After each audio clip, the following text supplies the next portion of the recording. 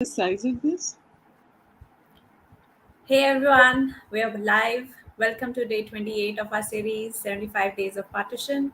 I'm Aprajita, a story scholar with the 1947 Partition Archive. We are commemorating 75 years of partition and hence doing a countdown from 3rd June to 17th August by doing an event every day except Sundays. I'm co hosting this series with Gunita, Sonam Kalra, and Noor Anand Chawla. Our today's guest is Dr. Maya Joshi. Some of the viewers must have watched her in an episode of Sunday Stories Live with Dr. Farooq Khan. She is an associate professor of English literature at Lady Shri Ram College, University of Delhi. She was awarded the Fulbright Nehru Postdoctoral Research Fellowship with affiliation at the School of Arts and Sciences, University of Pennsylvania, Philadelphia, in 2017 to 18. And it is my great honor to welcome you back here today, ma'am. Thank you. Thank you so Uh, much. so Glad today to you're be going here. to talk about partition or partitions in the literature classroom. Yes. To ask you the beginning question, like when and why was the partition literature as a subject introduced in Delhi University, and what kind of writers, books were included in the course? Yeah. So we have these periodic sort of structural changes and syllabus revisions, and it's in the course of that in 2013 that we had a new syllabus. There was a new program, actually, a 4-year undergraduate program, in which the partition paper was introduced. And obviously the idea was to make it more, introduce more variety and have, wherever we can, we try and make things more relevant and varied for ourselves. The That program sort of was again changed, but partition stayed on as a different kind of course. It became what is called an optional paper from being a compulsory paper. So, roughly 9 years off and on, we've been teaching it at Delhi University, all the affiliated colleges of Delhi University, which are more than 100.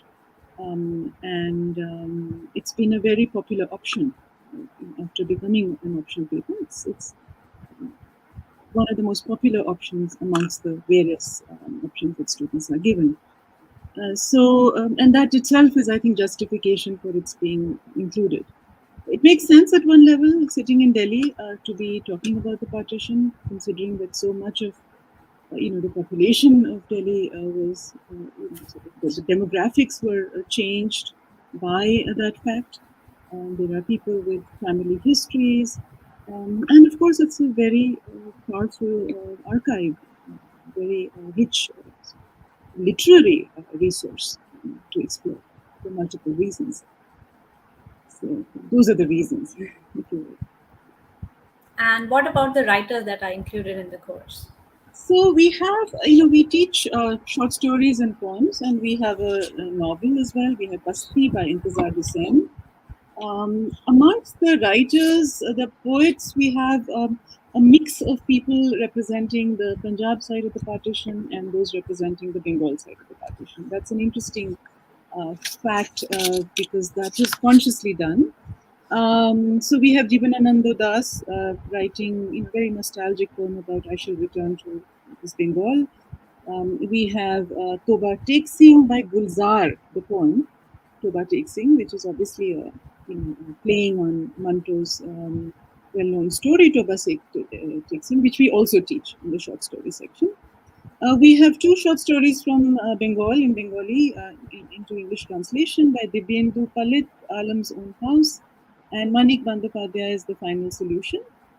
And we have a very unusual story, well, unusual in the sense that it comes neither from Punjab nor from Bengal, but from down south, deep south, from Kerala, Lalitambika Antarjanam's A Leaf in the Storm, which is a woman-centered story about what happens to a woman who's displaced and who's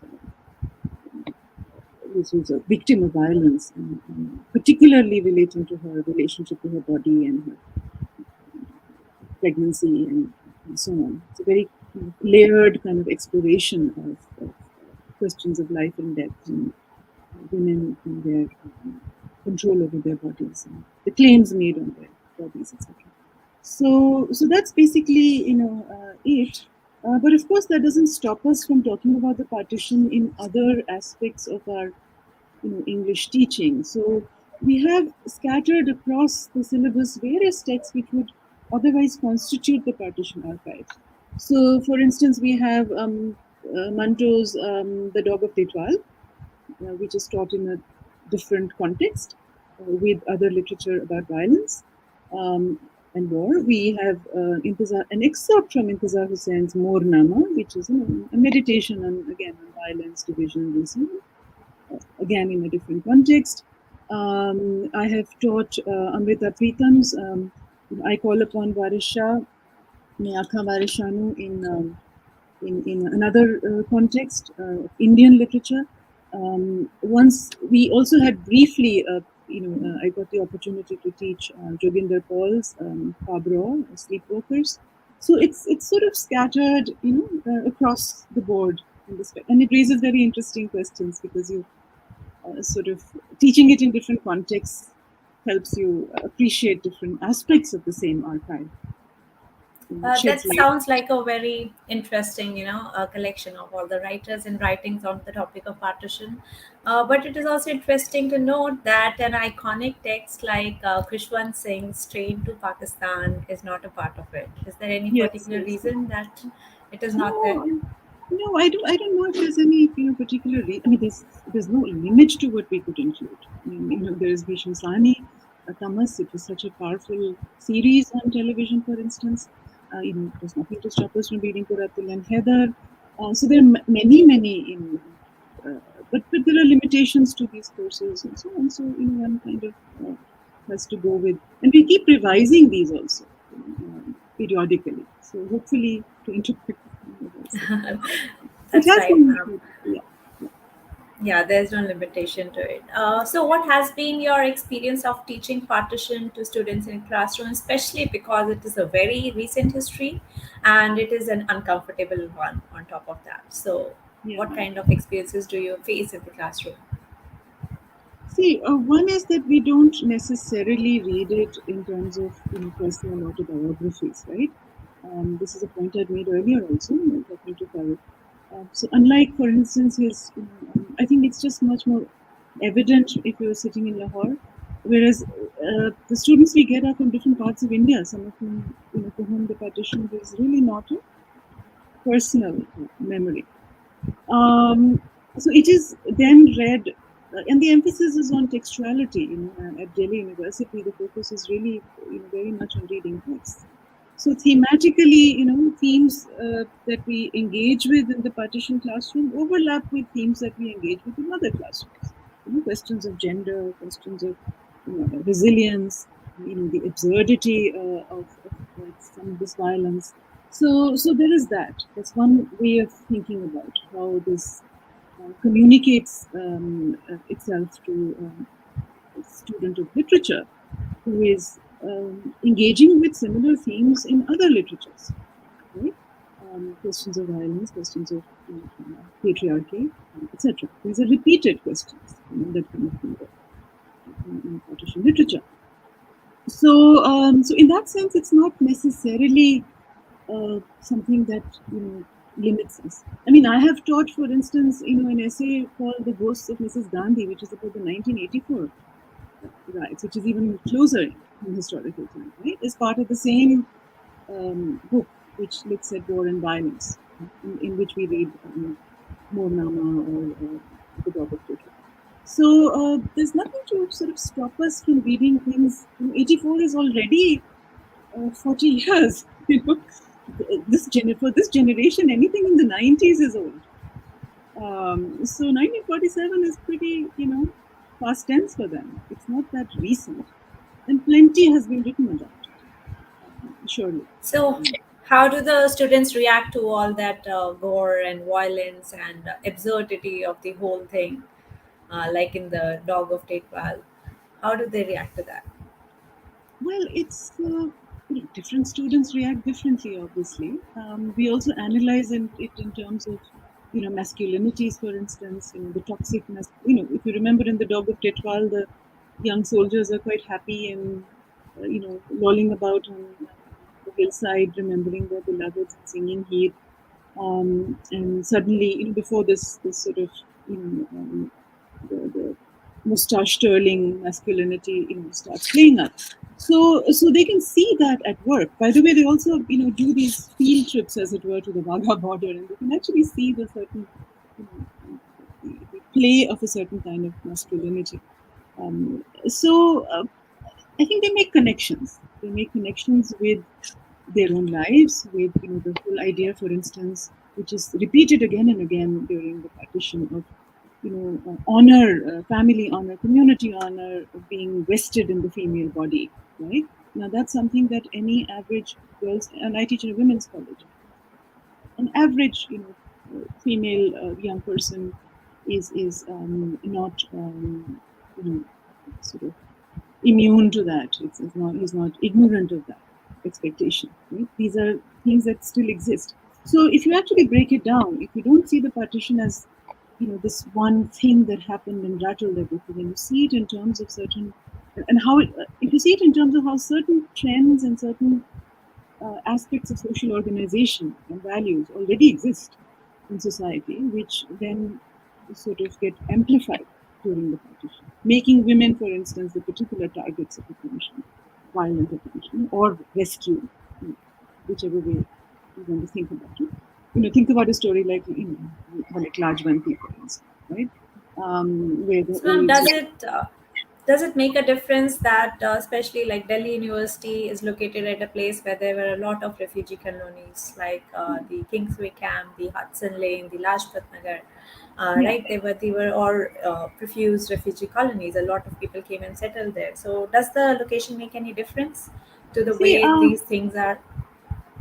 yeah, I don't want to speak on behalf of the whole of Delhi University here, but speaking for my own college, which is located in South Delhi, and yes, in Lajpat Nagar actually, and not far from us, we have Chittaranjan Park, which is a Bengali colony of people who were sort of given space after having to leave their homes. But I am not sure how much of that resonates with, because it's not as if our students come from Rajput Nagar necessarily. They might be living there in paying guest accommodations, and the owners of those PGs might be people who are displaced. But they are not likely to be, treated to those stories every day over dinner. It's not part of their family history. But there is, I mean, there are obviously cases of students who benefited from studying the partition because it has allowed them to see things from a perspective different from the one that their family was exposing them to, because there is hostility and latent sort of distrust and one-sided narrative that often sort of remain as remnants of this experience. So partition literature, because it's so sort of well balanced, as it were, and it shows you the tragedy of it and the human cost of it and the layers of it, the nuances of what happens, can help students who may have been brought up in a very narrow and parochial and maybe prejudiced environment see the reality from a broader perspective. So I think it does benefit them. But as I said, a lot of our students are coming from areas where it's not exactly resonant, or where this doesn't really affect their lives in quite the same way. And they don't really do the kind of fieldwork that, let's say, Farooq Khan does with his students. The teaching methodology that LUMS Lahore employs, very different, where they go into the community and talk to people. That kind of archiving project is not something that we dominantly sort of engage with. Some students might do a project or two on that. So they are, they're reading the text in the classroom. They are, yes, I mean, there are other kinds of questions you could ask which don't have to do with the specific location, because if you think about it, the idea, the sort of ideology of the partition is not gone yet. It permeates and is increasingly permeating our public life. So I'm not So, sure ma'am, if Uh, Yeah. do you suggest the students to, since you do not engage in taking these oral history accounts, do you suggest them for some secondary readings besides the course? Mhm. And Yeah, which texts do you think are important to study in order to encompass different yeah, perspectives on partition? yeah. So see, some of it is already kind of, given to them in a sense. It's sort of made into almost a part of the textbook. So they read something as interesting as Sigmund Freud's *Mourning and Melancholia*, and they will read maybe Reena Das. They'll read Ritu Menon and Kamla Bhasin talking about gender. When we did our workshop, we called Urvashi Butalia over. Our own colleague Karun Saint did his PhD on the partition, and that became a book, Partition Memory. Devjani Sen Gupta, one of our colleagues, has worked a lot on the Bengali aspect of it, so that's something that they would read. I'm sure they're about to. So these are some of the readings that they kind of do as a matter of, in the course of things. Then there are specific kind of, essays written by, people who teach literature. This one of our colleagues, Arjun Mahe, has a very interesting essay here in this book, this textbook that we have prepared, for instance. I'm looking at it. There's Sukeshi Kamra, who's worked on partition. So these are just, just some of them. There's no limit to what they would read. We recommend all kinds of readings to them and discuss all kinds of um, discursive sort of approaches to this. Ma'am, So, don't you think that including these oral history accounts is also an important perspective on the way partition is understood and studied today? of course, That it should is. also form a part of the course. Yeah, yeah. Well, it's as I said, there are technical difficulties with that in a college, in a university like Delhi, where if you're going to be, it's largely Anglophone. So, are you going to get oral histories only from those who speak English? Right, that's one problem, because we can't expect our students to speak the languages of say, let's say the partition displaced people in Lajpat Nagar, the older generation only speak Punjabi, right? That's not the demographic that our students will necessarily be able to engage with meaningfully, properly speaking, unless they have a translator with them, an interpreter.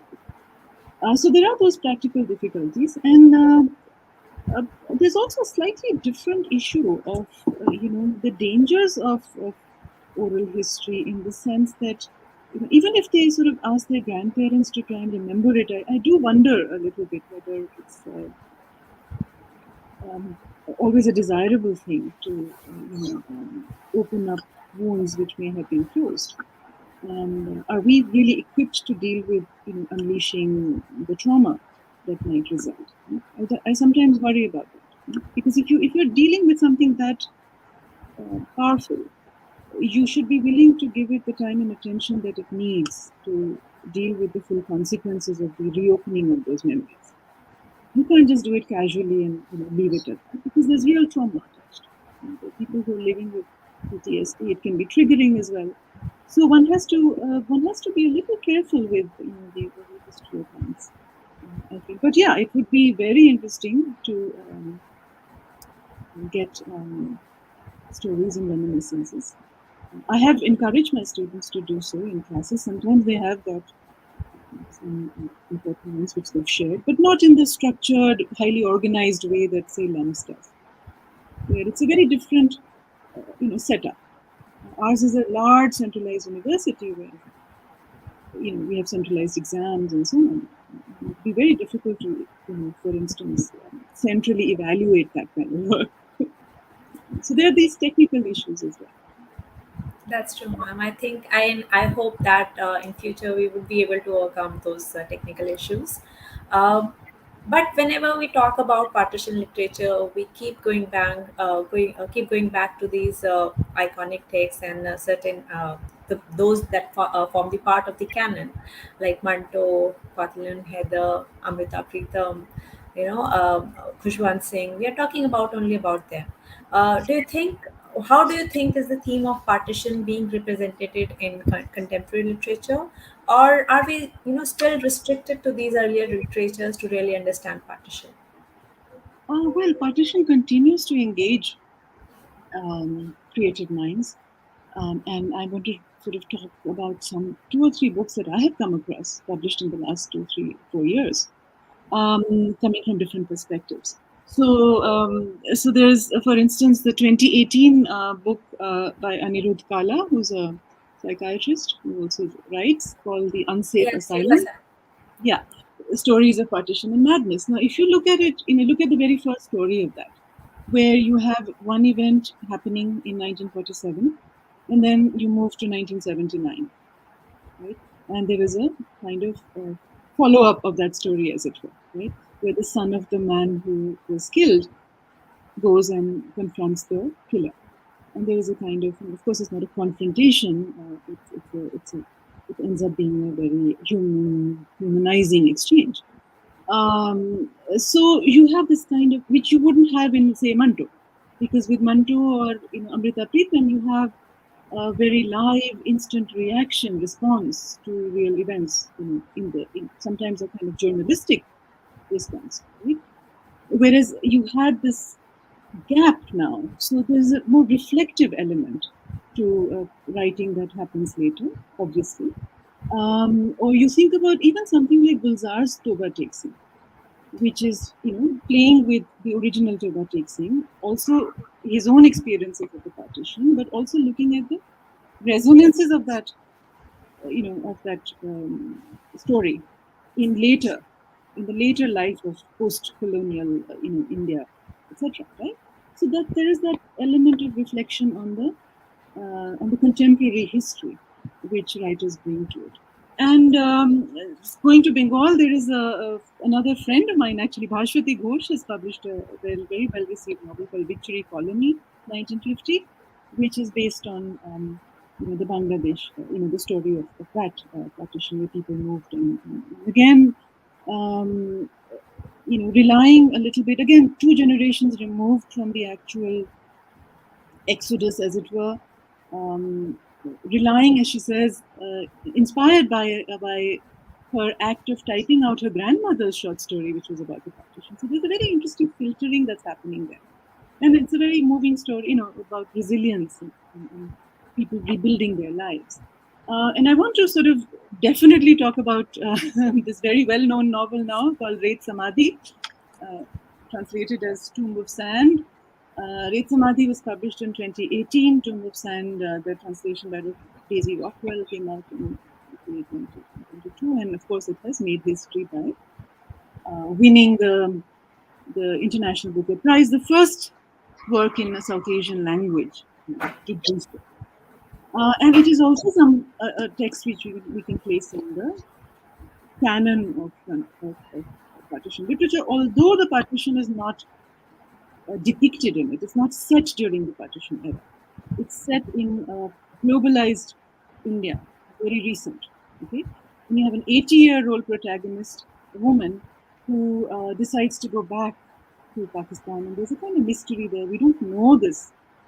When we learn eventually that when she goes to Lahore and looks for her house, it is her old house. So there is a whole older life, and this happens 2/3 into the novel. But it's very powerful. And what I want to say about that novel is that, yes, there is a very direct reference to the partition. You have the whole galaxy of partition, writers, Manto, Krishna Sokti, to whom the book is dedicated, Khushwant Singh, Amrita Pritam, Ghosh Bhishan Sahni, Joginder, they're all mentioned, and they all sort of appear as characters. It's a very interesting novel. It's not realistic. It's playing with fantasy, with magic realism. And Bishan Singh of Toba Take Singh appears, and he actually he has a role to play. He's an actor. He comes alive as it.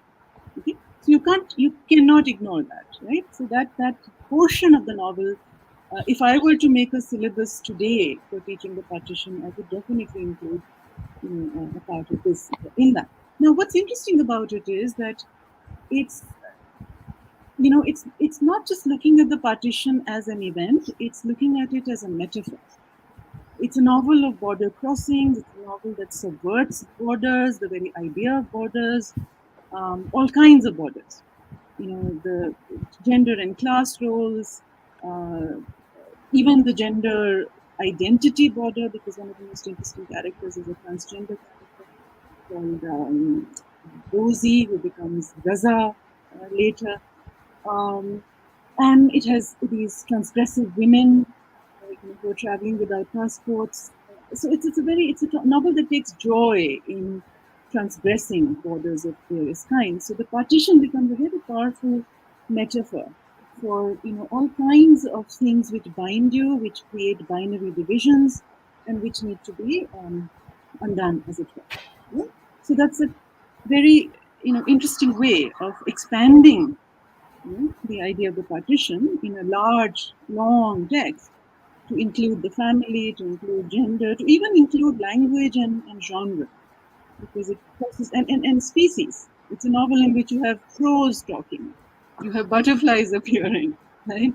So border crossing. If you think about partition fiction as being about borders, and this is a novel of border crossing. So it kind of locates the partition in It's that an large. actual border crossing or an imaginary one? There is an actual border crossing without permission. And in fact, the bureaucracies and the state apparatus are made to look quite silly.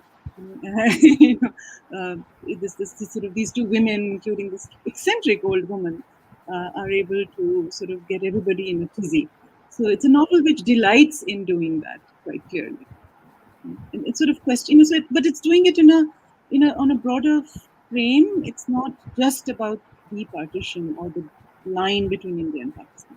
Right? It's about, I mean, the son is also a bureaucrat, and he's also kind of the object of a little bit of gentle satire, if you will.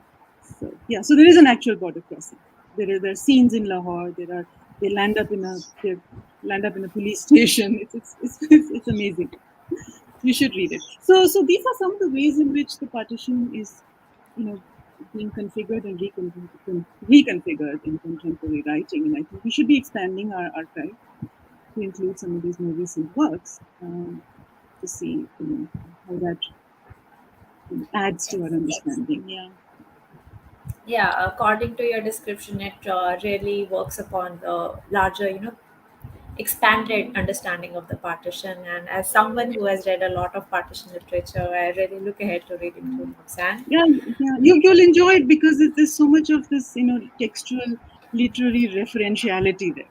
You have writers appearing, and so it's clearly, placing itself in a tradition of writing about various things, including the partition. So yeah, I think you'll enjoy it. Uh, Yes, thank you, Dr. Joshi. It was a very stimulating talk. I think teaching about partition as a separate subject, in a certain way, gives way to imbibing empathetic and commemorative practices as a way of understanding this difficult and complex history.